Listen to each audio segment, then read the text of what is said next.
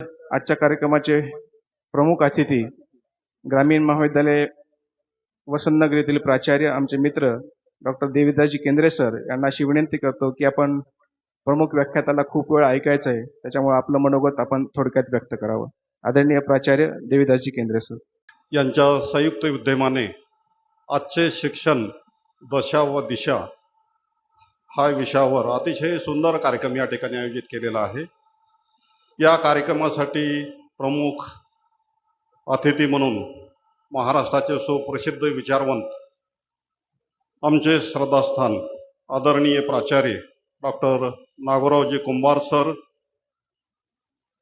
या ठिकाणी दुसरे प्रमुख मान्यवर मराठवाडा भूषण डॉक्टर दिलीपरावजी पुंडे साहेब या ठिकाणी प्रमुख व्याख्याते म्हणून उपस्थित आहेत.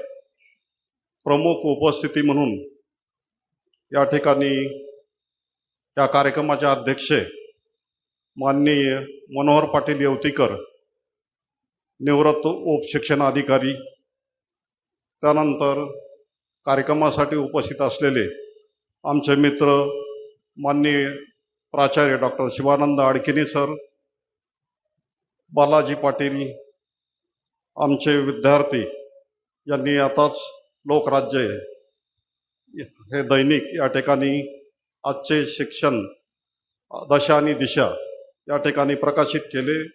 ते ज्ञानेश्वर डोईजड, माननीय मेहताब शेख, या ठिकाणी उपस्थित असलेले बाबूसावकार देबडवार, बालाजीराव लिंगनवाड साहेब, स मस्कले सर, अतिशय चांगलं सूत्रसंचालन या ठिकाणी करणारे आमचे मित्र प्राध्यापक उपप्राचार्य संजीव डोईबळे सर, आणि शिक्षणावर जे प्रेम या ठिकाणी मुखेडमधील शिक्षणावर जे प्रेम करतात सर्व शिक्षणप्रेमी बंधू आणि भगिनींनो, खरं तर विषय अतिशय चांगला आहे.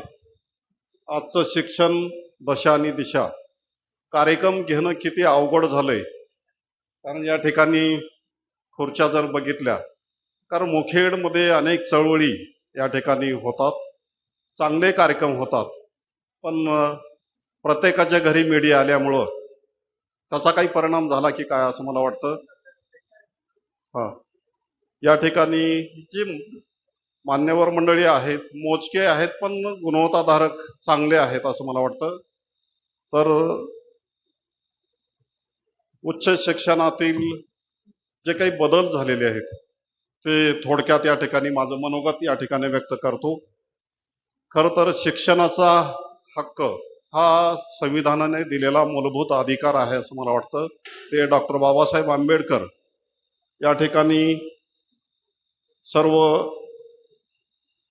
छत्रपती शिवाजी महाराज, डॉक्टर बाबासाहेब आंबेडकर, त्यानंतर महात्मा फुले, सावित्रीबाई फुले, छत्रपती शाहू महाराज, अहिल्यादेवी होळकर यांच्या प्रतिमेला अभिवादन करून मी माझे 2 शब्द मांडण्याचा या ठिकाणी प्रयत्न करतो.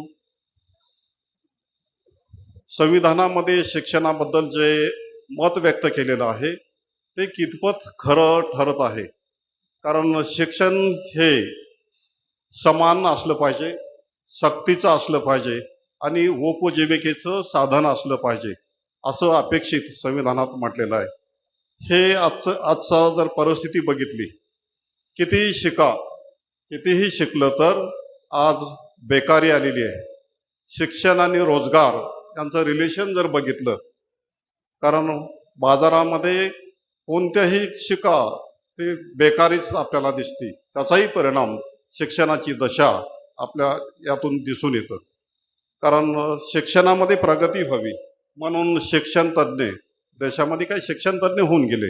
त्यामध्ये कोठारी आयोग आला, राधाकृष्ण आयोग आला, त्यानंतर यशपाल समिती आली, आणि या समितीला देशातल्या तरुण मंडळींना एक दर्जेदार शिक्षण मिळावं, गुणवत्ताधारक शिक्षण मिळावं, पिढीचे युवक युवती आहेत एक चांगले त्यातून निर्माण व्हावे आणि उपजीविकेचं साधन निर्माण व्हावं, यासाठी हे आयोग स्थापन केले.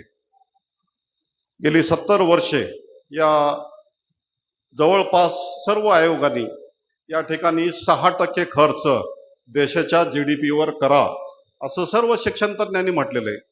पण आपल्या देशामध्ये ते काही घडलं नाही असं मला वाटतं. कारण हे शिक्षणाची जी दशा झाली, मला असं वाटतं की उच्च शिक्षणाची जी दशा आहे त्याचे 3 कारणं आहेत असं मला वाटतं. त्यातलं पहिलं कारण जे आहे ते उच्च शिक्षणातील व्यवस्थेचा दोष पहिलं कारण आहे असं मला वाटतं. त्यानंतर दुसरं जे कारण आहे शासनाच्या धोरणात्मक निर्णय जो आहे ते दुसरं कारण आहे असं मला वाटतं. आणि तिसरं जे कारण आहे आर्थिक, सामाजिक, सांस्कृतिक आणि कौटुंबिक परिस्थितीचा अभाव हे तिसरं कारण शिक्षणाची दशा होण्याच्या पाठीमागचं आहे असं मला वाटतं. कारण हे अनेक आयोग देशामध्ये स्थापन झाले, पण शासनाचं धोरणात्मक जो निर्णय आहे, कारण आपल्या देशामध्ये शिक्षणावर खर्च किती असावा, जीडीपीच्या या सर्व शिक्षण तज्ञांनी सांगितलं की 6% खर्च करा, पण 3% ते 3.5%च्या वर खर्च झाला नाही. त्याचाही परिणाम या शिक्षणाची दशा होण्यापाठीमागं आहे असं मला वाटतं. आजूबाजूचे देश जर बघितले तर शिक्षणावर खूप खर्च झालेले आहेत. कारण जपानसारखं उदाहरण बघा, इंग्लंड बघा, अमेरिका बघा, अरब कंट्रीमधले बघा, या सर्व देशामध्ये 6% पेक्षा जास्त शिक्षणावर खर्च झालेला आहे. आणि आपल्याकडे फार कमी शिक्षणावर खर्च झालेला आहे. हे पहिलं कारण आहे असं मला वाटतं. त्यानंतर दुसरं उच्च शिक्षण व्यवस्थेचा दोष जो आहे, कारण मुखेड तालुका आहे, या मुखेड तालुक्यामध्ये जवळपास 5 महाविद्यालय आहेत. एक पारंपरिक शाखा, कला, वाणिज्य आणि विज्ञान या 3 विद्यापीठाच्या पारंपरिक शाखा आहेत. एक काळ असा होता या तिन्ही शाखेमध्ये महाविद्यालयामध्ये जिकडे बघावं तिकडं भरपूर विद्यार्थी, मुलं मुली महाविद्यालयामध्ये खूप असायची आणि शिकवायचाही जोश वेगळा असायचा, उत्साह असायचा, ऊर्जा मिळायची. हे सर्व कुंभार सर सारखे प्राचार्य, प्राध्यापक त्या काळात असताना हे आम्ही बघितलेलं आहे. आणि आजची परिस्थिती जर बघितलं वेगळं चित्र दिसतंय.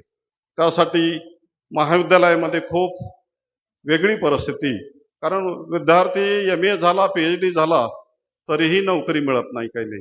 ही आजच्या शिक्षणाची दशा होऊन गेलेली. कारण व्यावसायिक शिक्षण आले, त्याच्यामध्ये अनेक प्रक्रिया घडत गेल्या, पण सुधारणा म्हणावं अशी झाली नाही असं मला वाटतं. आणि ह्याला पहिलं एक कारण विद्यार्थ्यांची घट जे आहे मुक्त विद्यापीठ आणि दूरस्थ शिक्षण हे आहे असं माझं मत आहे. कारण मुक्त विद्यापीठाची संकल्पना जी आहे, कारण मुक्त विद्यापीठामध्ये प्रवेश कोणी घ्यावा, जे नोकरीवाले आहेत, जे युवक आणि युवती नोकरीवाले आहेत, त्यानंतर ज्यांचं लग्न झालेलं आहे, ज्यांना शिक्षणापासून वंचित आहेत, जे अनौपचारिक शिक्षणापासून वंचित आहेत, अशाच विद्यार्थ्यांना शिक्षणापासून वंचित राहू नये म्हणून मुक्त विद्यापीठाचा विस्तार झालेला आहे. आज महाराष्ट्राची परिस्थिती जर बघितली, 2.5 लाख विद्यार्थी या मुक्त विद्यापीठामध्ये शिक्षण घेत आहेत. महाराष्ट्रामध्ये 8 अभ्यास केंद्र आहेत, त्यानंतर 1700 अध्ययन केंद्र आहेत. हे एकीकडे चालू आहे. तर पारंपरिक विद्यापीठाचं जे शिक्षण उच्च शिक्षणाचं आहे त्यामध्ये मुक्त विद्यापीठांनी घुसखोरी केली असं मला वाटतं. कारण बरेचसे परिसरामधले नियमित विद्यार्थी जे आहेत ते मुक्त विद्यापीठामध्ये चालले आणि त्याच्यामुळं आमच्यासारख्या महाविद्यालयावर त्याचा परिणाम होतो असं मला वाटतं. हेही कारण उच्च शिक्षण व्यवस्थेतील व्यवस्थापनाचा दोष आहे असं मला वाटतं. कारण सध्या शिक्षणाचं बाजारीकरण आणि खाजगीकरण झालेलं आहे. जिकडे बघल तिकडे अनेक महाविद्यालय, अनेक इंजिनिअरिंग कॉलेज बंद पडत आहेत. कारण याचं आउटपुट जर बघितलं, कारण समाजाला काही त्याचं देणं घेणं नसतं. कारण कुठंतरी आपल्याला शिकल्यानंतर उपजीविकेचं साधन, काहीतरी पोट भरण्याचं साधन जिथं आहे तिकडे विद्यार्थी पालक जात असतात.